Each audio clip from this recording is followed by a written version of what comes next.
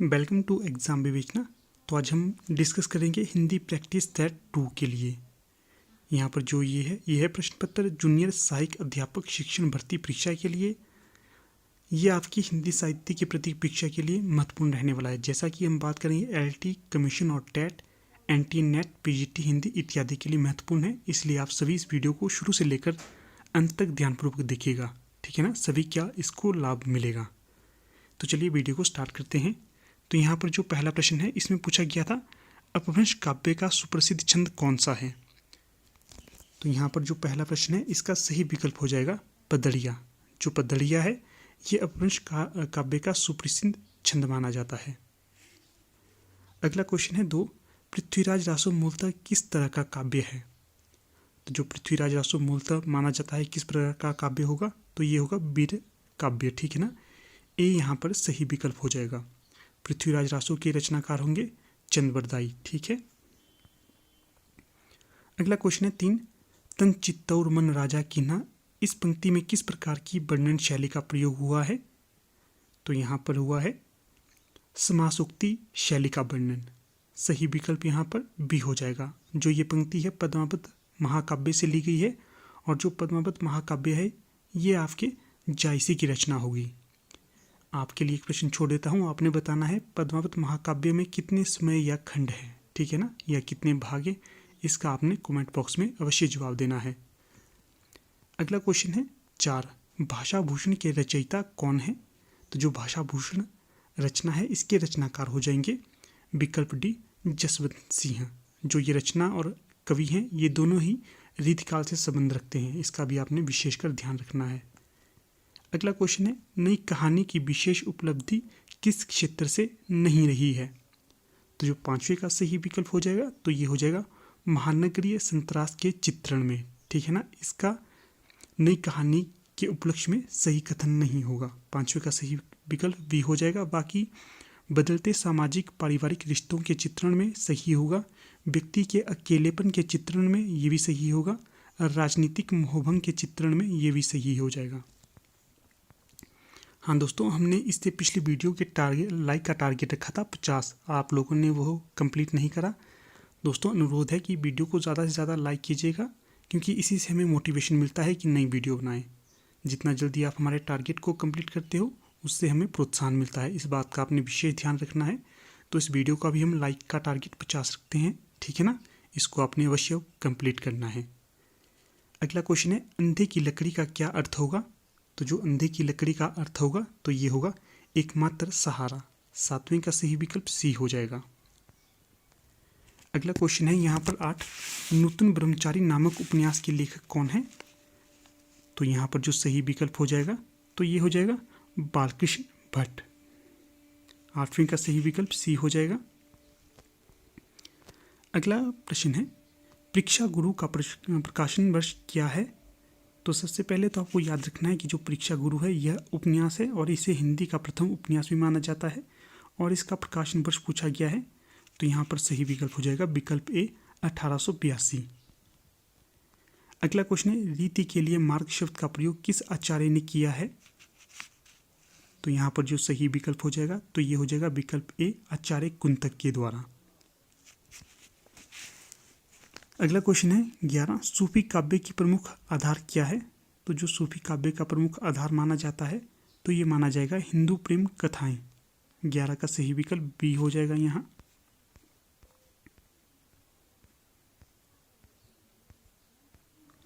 अगला क्वेश्चन है निम्न में से कौन सा कथन सत्य होगा। तो यहाँ पर 4 कथन दिए गए हैं, इनमें से एक कथन है जो सत्य होगा, उसे देख लेते हैं। साहित्य जनसमूह के हृदय का विकास है, ये किसका कथन है। तो ये हो जाएगा बालकृष्ण भट्ट का कथन, ठीक है ना। सही विकल्प यहाँ पर ए हो जाएगा। अगला क्वेश्चन है 13, यथार्थवाद की मूल विशेषता इनमें से क्या है। तो ये हो जाएगा जीवन से परिचित करवाना है। क्या होगा, यथार्थवाद की मूल विशेषता होगी जीवन से परिचित कराना। तो 13 का सही विकल्प ए हो जाएगा। अगला क्वेश्चन है गांधीवादी साहित्यकार कौन थे। तो विकल्प में चयन कीजिए। तो जो गांधीवादी साहित्यकार के तौर पे जाने जाते हैं ये हो जाएंगे भवानी प्रसाद मिश्र, 14 का सही विकल्प सी हो जाएगा। अगला क्वेश्चन है 15, पूछा गया है किस कवि ने भक्ति, श्रृंगार और वीर तीनों विषयों पर अधिकारपूर्वक लिखा है। तो यहाँ पर सही विकल्प हो जाएगा पद्माकर के द्वारा। 15 का सही विकल्प बी हो जाएगा। अगला क्वेश्चन है सर्वेश्वर दयाल सक्सेना किस शतक के कवि माने जाते हैं। तो यहाँ पर जो सही विकल्प हो जाएगा तो वो हो जाएगा विकल्प सी, तीसरे शतक के कवि माने जाते हैं सर्वेश्वर दयाल सक्सेना। अगला क्वेश्चन है 17, इसमें पूछा गया है भक्तमाल के अनुसार रामानंद के कितने शिष्य बताए गए हैं। तो यहाँ पर जो सही विकल्प हो जाएगा तो वो हो जाएगा विकल्प डी, 12 शिष्य बताए गए हैं, उनमें से कबीर प्रसिद्ध हैं। अगला क्वेश्चन है 18, मिथक का संबंध किससे माना गया है। तो यहाँ पर जो सही विकल्प हो जाएगा 18 का ए, अति मानवीय पौराणिक पात्रों से मिथक का संबंध माना जाता है। 18 का सही विकल्प ए हो जाएगा। अगला क्वेश्चन है 19, संगीत में एक सुर को दुगने या चौगुने सुरों में दोहराने की क्रिया को क्या कहा जाता है। तो ये कहा जाता है आलाप। सही विकल्प यहाँ पर ए हो जाएगा। अगला क्वेश्चन है महादेवी वर्मा का प्रथम काव्य संग्रह कौन सा है। तो सही विकल्प हो जाएगा निहार। अगला क्वेश्चन है 21, निराला का पहला काव्य संग्रह अनामिका कहाँ से प्रकाशित हुआ था।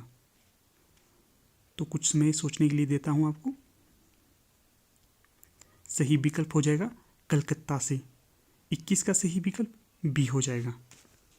अगला प्रश्न है 22, विजयनी विजय वैजयंती एवं फूलों का गुच्छा किसकी काव्य कृतियां हैं। तो सही विकल्प हो जाएगा भारतेंदु हरिश्चंद्र की। 22 का सही विकल्प ए हो जाएगा।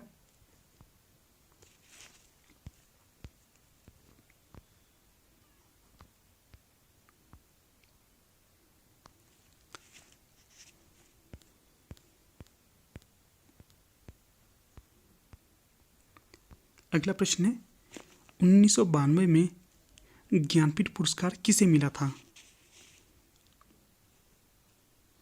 तो ये मिला था नरेश मेहता को 1992 में ज्ञानपीठ पुरस्कार। सही विकल्प सी हो जाएगा। अगला क्वेश्चन है रीतिकाल के प्रवर्तक माने जाते हैं। तो ये माने जाते हैं केशवदास। 24 का सही विकल्प ए हो जाएगा। पर आचार्य रामचंद्र शुक्ल ने रीतिकाल का प्रवर्तक चिंतामणि को माना है, इसका आपने ध्यान रखना है। और जो डॉक्टर नगेंद्र है उन्होंने केशवदास को माना है। अगला क्वेश्चन है 25, परमेश्वर में कौन सा समास होगा। तो यहाँ पर सही विकल्प हो जाएगा बी, कर्मधारय समास। 25 का बी सही विकल्प हो जाएगा। अगला क्वेश्चन है 26, इसमें पूछा गया है भारतेंदु हरिश्चंद्र की कौन सी काव्य कृति नहीं है। तो यहाँ पर सही विकल्प हो जाएगा बी, पित्तर विलाप। जो ये रचना है भारतेंदु हरिश्चंद्र की नहीं होगी। बाकी फूलों का गुच्छा, प्रेम मालिका, प्रेम सरोवर, ये तीनों ही रचनाएं भारतेंदु हरिश्चंद्र की होंगी। अगला क्वेश्चन है तुलसीदास प्रणीत रामाज्ञा प्रश्नावली किस प्रकार का ग्रंथ है। तो सही विकल्प यहाँ पर हो जाएगा यह ज्योतिष ग्रंथ है। 27 का सही विकल्प बी हो जाएगा। अगला क्वेश्चन है जयशंकर प्रसाद का प्रथम ऐतिहासिक नाटक माना जाता है। तो ये माना जाता है राज्यश्री को। बाकी चंद्रगुप्त, स्कंदगुप्त और ध्रुव स्वामिनी ये तीनों ही जयशंकर प्रसाद के ही नाटक हैं और राज्यश्री भी जयशंकर प्रसाद का ही नाटक है। अगला क्वेश्चन है 29, छायावाद को अनेक प्रवृत्तियों का समुच्चय किस आलोचक ने कहा है। तो जो छायावाद को अनेक प्रवृत्तियों का समुच्चय कहा है ये डॉक्टर नामवर सिंह का कथन होगा। 29 का सही बी विकल्प हो जाएगा। अगला क्वेश्चन है स्मृति लेखा किस लेखक का संस्मरण है। तो जो स्मृति लेखा संस्मरण होगा तो ये अज्ञेय का होगा। 30 का सही विकल्प ए हो जाएगा। अगला क्वेश्चन है 31, निम्न में कौन सी निराला की रचना नहीं होगी। तो यहाँ पर जो विकल्प भी है झरना, ये निराला की रचना नहीं होगी। बाकी परिमल, गीतिका, अनामिका ये तीनों ही रचनाएं निराला की होंगी। झरना है ये प्रसाद की रचना होगी, ठीक है ना। अगला क्वेश्चन है 32, बिहारी किस राजा के दरबारी कवि थे? तो ये थे जयपुर नरेश जयसिंह के दरबारी कवि। किसके थे बिहारी? जयपुर नरेश जयसिंह के। अगला क्वेश्चन होगा, इनमें से किस आलोचक ने अपना कौन सा आलोचना ग्रंथ लिखकर हिंदी के स्नातकोत्तर कक्षाओं के पाठ्यक्रम में आलोचना के अभाव को पूरा करने का सर्वप्रथम सफल प्रयास किया था?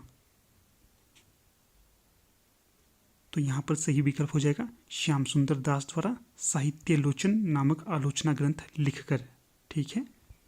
33 का सही विकल्प डी हो जाएगा। बाकी ग्रंथों को भी देख लेते हैं। जो विश्व साहित्य विमर्श है तो ये किसकी रचना होगी? ये होगी पद्मनाल पन्नालाल बख्शी की। आगे है समालोचना, ये गया प्रसाद अग्निहोत्री की होगी। और जो सबसे प्रसिद्ध है चिंतामणि, ये रामचंद्र शुक्ल की होगी। आपने बताना है कि अब तक चिंतामणि के कितने भाग प्रकाशित हो चुके हैं। ये आपके लिए दूसरा प्रश्न छोड़ देता हूँ। अगला क्वेश्चन है 34, इसमें पूछा गया है, लहरें व्योम चूमती उठती, चपलाएं असंख्य नाचती पंक्ति जयशंकर प्रसाद के किस रचना का अंश है? तो यहाँ पर सही विकल्प हो जाएगा विकल्प डी कामायनी। अगला क्वेश्चन है 35, मनुष्य के आचरण के प्रवर्तक भाव या मनोविकार ही होते हैं, बुद्धि नहीं, ये कथन किसका है? तो जो ये कथन है ये हो जाएगा बालकृष्ण भट्ट का। 35 का सही विकल्प बी हो जाएगा। क्या कथन है? मनुष्य के आचरण के प्रवर्तक भाव या मनोविकार ही होते हैं, बुद्धि नहीं, ये कथन हो जाएगा विकल्प डी बालकृष्ण भट्ट का। अगला क्वेश्चन है 36, इसमें पूछा गया है, सभ्यता कोई और ही चीज है, उसका देह से इतना संबंध नहीं जितना मन से, ये कथन प्रेमचंद की किस कहानी का अंश है? तो यहाँ पर जो 36 है इसका सही विकल्प भी बताना है। तो 36 का सही विकल्प हो जाएगा सभ्यता का रहस्य, ठीक है ना। यहाँ से आपको इनकी एक कहानी का नाम भी पता चल जाएगा कि सभ्यता का रहस्य प्रेमचंद जी की ही कहानी है, ठीक है ना। यहाँ पर कथन को फिर से देख लेते हैं, सभ्यता कोई और चीज है, उसका देह से इतना संबंध नहीं जितना मन से। तो ये कथन प्रेमचंद जी की कहानी सभ्यता का रहस्य से लिया गया है। अगला क्वेश्चन है 37, कामता प्रसाद गुरु का हिंदी व्याकरण विषय ग्रंथ जो नागरी प्रचारणी सभा काशी से प्रकाशित हुआ था उसका नाम क्या था? तो इसका नाम था हिंदी व्याकरण, ठीक है। इसको ढंग से पढ़िए प्रश्न को। कामता प्रसाद गुरु का व्याकरण विषय ग्रंथ कौन सा है? हिंदी व्याकरण है। और ये कहाँ से प्रकाशित हुआ था? तो ये वो था नागरी प्रचारणी सभा काशी से प्रकाशित, ठीक है ना। इसका भी ध्यान रखिएगा, प्रश्न इस प्रकार से भी बन सकता है। अगला प्रश्न है 38, इसमें पूछा गया है, प्रादेशिक बोलियों के साथ ब्रज या मध्य प्रदेश की भाषा का आश्रय लेकर एक सामान्य साहित्यिक भाषा स्वीकृत हुई है जिसके चारणों ने नाम दिया। तो जिसे चारणों ने क्या नाम दिया था? 38 का सही विकल्प हो जाएगा डी पिंगल भाषा। चारणों ने से पिंगल भाषा नाम दिया था। अगला क्वेश्चन है, हिंदी की स्पर्श घोष महाप्राण दंत व्यंजन ध्वनि है, तो ये कौन सा होगा? तो ये हो जाएगा ध, विकल्प सी सही होगा 39 का। अगला क्वेश्चन है 40, वह ग्रहण जिसमें सूर्य या चंद्र पूर्णतः ढक जाए, वाक्यांश के लिए एक शब्द का चुनाव कीजिए। तो यहाँ पर जो सही विकल्प हो जाएगा तो वो हो जाएगा विकल्प ए खग्रास। अगला क्वेश्चन है 41, निम्नलिखित में से कौन सी कृति दंडी रचित है? तो ये हो जाएगी विकल्प ए काव्यादर्श। 41 का सही विकल्प ए हो जाएगा। अगला क्वेश्चन है, हरिनाम शब्द किस विभक्ति किस वचन का रूप है? तो 42 का सही विकल्प हो जाएगा षष्ठी विभक्ति होगी और बहुवचन होगा। जो हरिनाम है ये शब्द षष्ठी विभक्ति और बहुवचन का होगा। 42, कैलाश वाजपेयी की साहित्य अकादमी पुरस्कार से सम्मानित काव्य रचना कौन सी होगी? तो ये होगी विकल्प सी हवा में हस्ताक्षर। जो हवा में हस्ताक्षर है कैलाश वाजपेयी की रचना होगी और ये साहित्य अकादमी पुरस्कार से नवाजी गई है। 43 का सही विकल्प सी हो जाएगा। अगला क्वेश्चन है 44, सर्वनाम के कितने भेद होते हैं? तो यहाँ पर जो सही विकल्प हो जाएगा सर्वनाम के 6 भेद होते हैं। ठीक है, 44 का सही विकल्प डी हो जाएगा। अगला क्वेश्चन देख लेते हैं, यह 45। इसमें पूछा गया है निम्नलिखित निबंध संग्रहों को उनके लेखकों के साथ सुमेलित कीजिए। तो चलिए करते हैं। तो यहाँ पर जो पहले तो हम कोड का चयन कर लेते हैं, सही कोड कौन सा होगा। तो सही कोड हो जाएगा यहाँ पर विकल्प डी।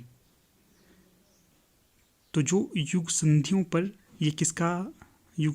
ये किसका निबंध होगा। तो ये हो जाएगा अज्ञेय का निबंध। ठीक है ना। वाद विवाद संवाद ये किसका निबंध होगा। तो ये नामवर सिंह का निबंध होगा। विराम चिन्ह ये किसका निबंध होगा। तो ये रामविलास शर्मा का निबंध होगा। बाकी शब्दिता ये किसका निबंध होगा। ये धर्मवीर भारती का निबंध होगा। एक बार फिर से देख लेते हैं, युग संधियों पर यह निबंध होगा अज्ञेय का, और जो वाद विवाद संवाद है ये नामवर सिंह का निबंध होगा। विराम चिन्ह ये आपका रामविलास शर्मा का निबंध होगा, और शब्दिता यह निबंध धर्मवीर भारती का होगा। तो इस प्रकार जो यहाँ पर कूट डी है बिल्कुल सही हो जाएगा। अगला क्वेश्चन है 46। इसमें पूछा गया है चंद्रलोक के रचनाकार कौन है। तो यहाँ पर आपने चयन करना है। तो ये हो जाएंगे विकल्प डी जयदेव। अगला क्वेश्चन है 47। लोकनायक वही हो सकता है जो समन्वय करने का अपार धैर्य रखता या लेकर आया हो। उनका सारा काव्य समन्वय की विराट चेष्टा है। तुलसीदास के संबंध में ये कथन किसका है। तो ये कथन हो जाएगा हजारी प्रसाद द्विवेदी का। द्विवेदी जी कहते हैं लोकनायक वही हो सकता है जो समन्वय करने का अपार धैर्य लेकर आया हो, उनका सारा काव्य समन्वय की विराट चेष्टा हो। तो ये तुलसीदास के लिए। अगला क्वेश्चन है यहाँ पर 48। इसमें पूछा गया है रानी केतकी की कहानी के रचनाकार कौन होंगे।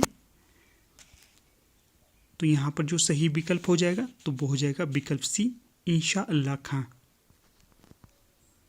आगे है हिंदी की कालजयी पत्रिका हंस के संस्थापक का नाम बताइए। तो प्रश्न संख्या 49 में हिंदी की कालजयी पत्रिका हंस के संस्थापक का नाम होगा विकल्प बी प्रेमचंद। अगला क्वेश्चन है सम्मेलन पत्रिका का प्रकाशन कहाँ से होता है। तो जो सम्मेलन पत्रिका है इसका प्रकाशन होता है इलाहाबाद से। 50 का सही विकल्प डी हो जाएगा। केंद्रीय हिंदी निदेशालय के अनुसार मानक उच्चारण क्या होगा। तो यहाँ पर जो उच्चारण होगा तो ये होगा 66। विकल्प डी बिल्कुल सही होगा। कई 66 बोलते हैं, कोई 66 बोलते हैं, कोई 66 बोलते हैं, तो ये नहीं होगा। क्या होगा 66 का सही। तो ये होगा विकल्प डी 66। अगला जो प्रश्न है ये है 52।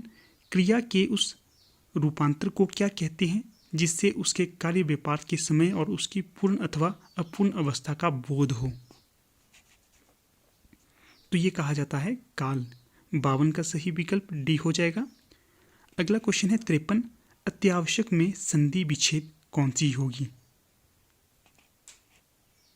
तो ये होगी विकल्प ए अति जमा आवश्यक। ए सही विकल्प हो जाएगा यहाँ। अगला क्वेश्चन है 54। फलों के निम्नलिखित नामों में से कौन सा एक फारसी भाषा का फल है या शब्द है। तो यहाँ पर जो सही विकल्प हो जाएगा तो वो हो जाएगा अंगूर। 54 का सही विकल्प ए हो जाएगा। अगला प्रश्न है 55। आलंबन और उद्दीपन विभावों के कारण उत्पन्न भावों को बाहर प्रकाशित करने वाले कार्य को क्या कहते हैं। तो ये कहा जाता है स्थायी भाव। स्थायी भाव नहीं, अनुभाव कहा जाता है। 55 का सही विकल्प बी हो जाएगा। अगला प्रश्न है 56। किस लेखक के इतिहास ग्रंथ में सर्वप्रथम हिंदी साहित्य का काल विभाजन मिलता है। तो ये मिलता है जॉर्ज ग्रियर्सन के। तो 56 का सही विकल्प डी हो जाएगा। अगला प्रश्न है 57। इसमें पूछा गया है कहानी और कहानीकार की दृष्टि से एक युग्म अशुद्ध है। तो वो कौन सा होगा। तो वो हो जाएगा विकल्प डी ठेस जनेंद्र की कहानी नहीं होगी। बाकी वापसी उषा प्रेमवदा की कहानी होगी। यही सच है मनु भंडारी की कहानी होगी। जयदोल अज्ञे की कहानी होगी। अगला क्वेश्चन है 58। निम्नलिखित में से एक कथन गलत है। तो चयन कीजिएगा उस गलत कथन का। तो ये हो जाएगा विकल्प डी, इरावती प्रसाद द्वारा लिखी गई कहानी है। तो ये इरावती प्रसाद द्वारा लिखित कहानी नहीं, उपन्यास होगा, ठीक है ना। डी सही विकल्प हो जाएगा यहाँ पर। बाकी विकल्प ए, कामायनी प्रसाद द्वारा लिखा गया महाकाव्य है, सही हो जाएगा। आंसू प्रसाद द्वारा लिखित खंडकाव्य है, तो ये भी सही हो जाएगा। काव्य और कला तथा अन्य निबंध प्रसाद द्वारा रचित निबंध संग्रह है, तो ये कथन भी सही हो जाएगा। विकल्प डी यहाँ पर गलत हो जाएगा। अगला क्वेश्चन है 59, आंख का काजल चुराना मुहावरे का क्या अर्थ होगा? तो ये होगा सामने या पास की वस्तु चुरा लेना। 59 का सही विकल्प ए हो जाएगा। अगला क्वेश्चन है, निम्नलिखित शब्दों में से किस शब्द एक में उपसर्ग का प्रयोग नहीं हुआ है? तो यहाँ पर जो सही विकल्प हो जाएगा तो वो हो जाएगा विकल्प सी, कुलीन में। अगला क्वेश्चन है 61, जमादार शब्द स्रोत के आधार पर किस वर्ग का शब्द है? तो जो जमादार होगा तो ये हो जाएगा आपके शंकर का। 61 का सही विकल्प डी हो जाएगा। अगला क्वेश्चन है, बच्चा लड्डू के लिए रोता है, सही अनुवाद है। तो ये संस्कृत में सही अनुवाद कौन सा होगा?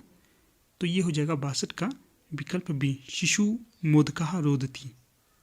62 का सही विकल्प बी हो जाएगा। अगला क्वेश्चन है, पुरानी हिंदी नामकरण किसने दिया?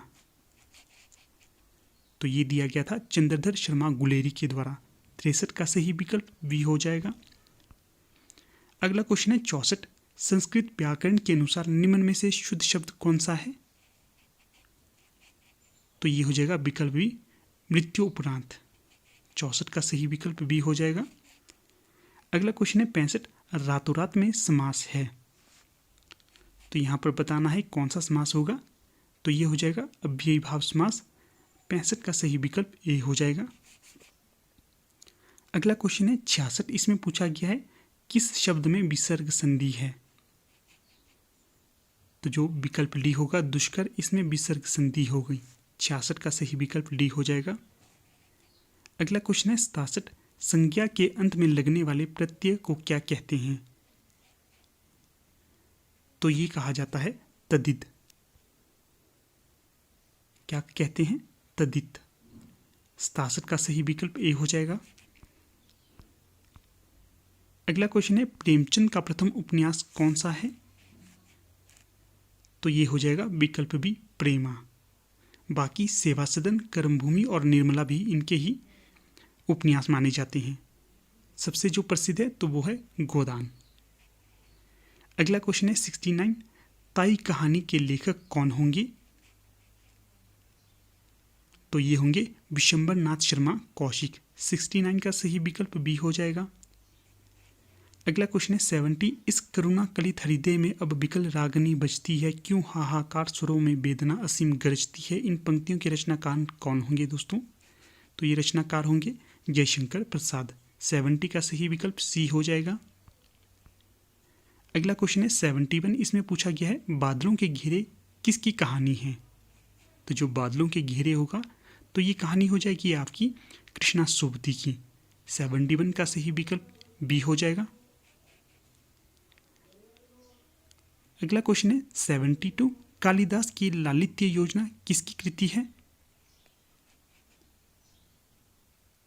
तो यहां पर जो सही विकल्प हो जाएगा हजारी प्रसाद द्विवेदी की। अगला क्वेश्चन है, छायावाद को छायावाद नाम किसने दिया था? तो ये दिया गया था मुकुटधर पांडे के द्वारा। 73 का सही विकल्प सी हो जाएगा। अगला क्वेश्चन है 74, ताप के ताए हुए दिन किसकी रचना है? तो जो ताप पर ताए हुए दिन, ये रचना हो जाएगी आपके त्रिलोचन की। ताप के ताए हुए दिन त्रिलोचन की रचना होगी। 74 का सही विकल्प सी हो जाएगा। अगला क्वेश्चन है 75, तांबे के कीड़े किसकी एकांकी है? यहाँ पर एकांकी तो नहीं दी है, जो तांबे के कीड़े हैं ये एकांकी होगी, तो बताना है किसकी एकांकी है ये। तो 75 का सही विकल्प हो जाएगा ए, भुवनेश्वर की। अगला क्वेश्चन है 76, अंधेरे बंद कमरे कौन सी विधा में है? तो ये हो जाएगा विकल्प ए उपन्यास। अगला क्वेश्चन है, मोहन द्वारा पुस्तक पढ़ी जा रही है में वाच्य है। तो 77 में जो वाच्य होगा तो वो होगा विकल्प बी कर्मधारय। अगला क्वेश्चन है 78, सुख दुख के मधुर मिलन से यह जीवन हो परिपूर्ण, फिर घन में ओझल हो शशि, फिर शशि में ओझल हो घन। उपयुक्त पंक्तियों में कौन सा अलंकार होगा? तो 78 का सही विकल्प हो जाएगा विकल्प बी दृष्टांत अलंकार। अगला क्वेश्चन है 79, खड़ी बोली के प्रथम कवि कौन है? तो जो खड़ी बोली के प्रथम कवि माने जाते हैं तो ये माने जाते हैं विकल्प डी अमीर खुसरो। अगला क्वेश्चन है, कौन सा शब्द स्त्रीलिंग है? तो जो स्त्रीलिंग शब्द होगा तो वो हो जाएगा अर्गला। 80 का सही विकल्प डी हो जाएगा। अगला क्वेश्चन है, निम्नलिखित में से शुद्ध वर्तनी वाला शब्द कौन सा है?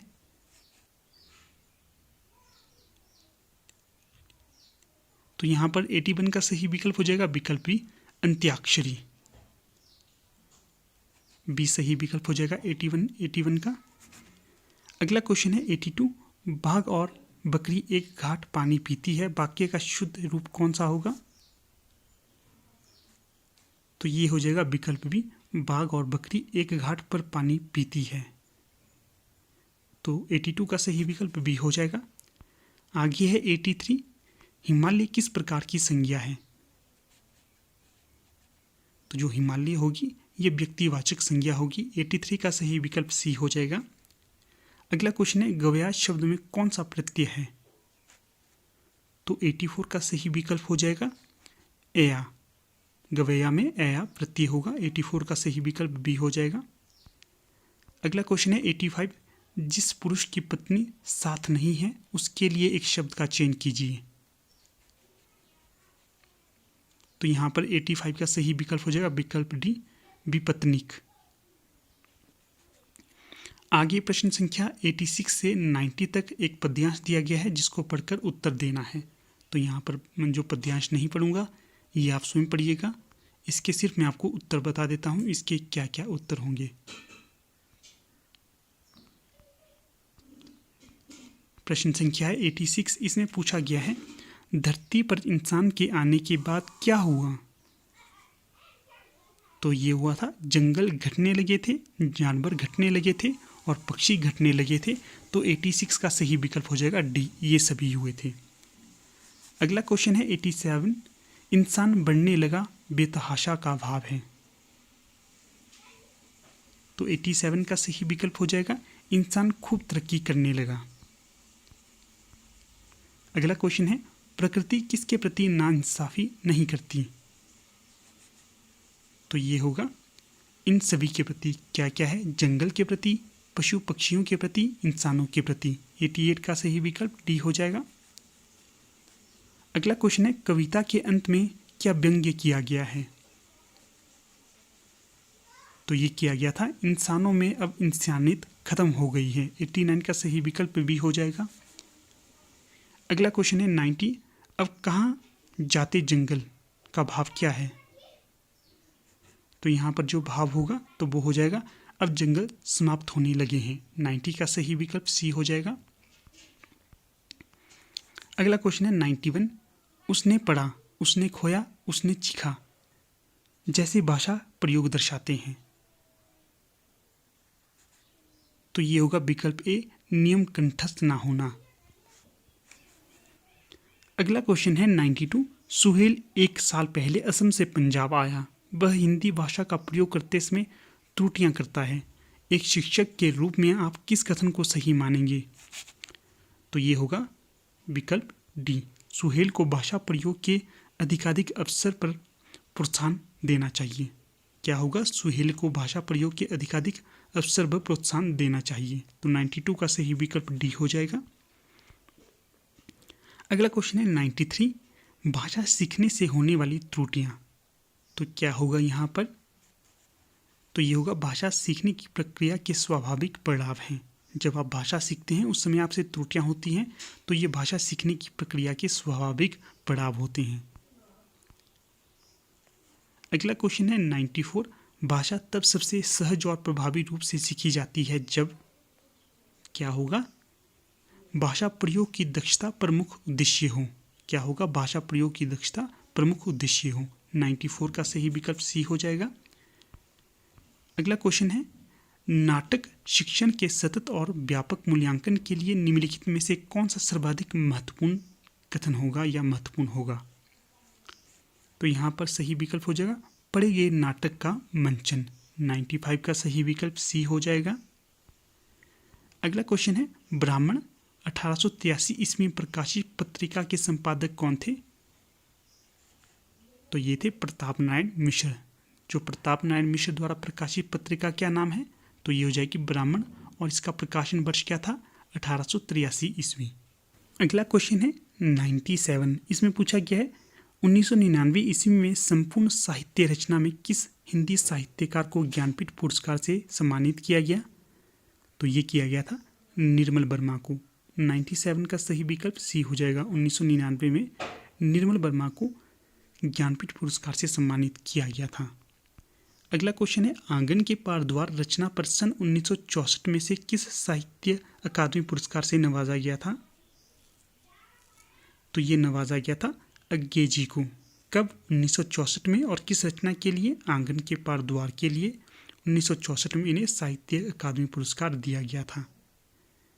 अगला क्वेश्चन है आम के पत्ते काव्य पर 2011 ईस्वी में किस साहित्यकार को व्यास सम्मान दिया गया था?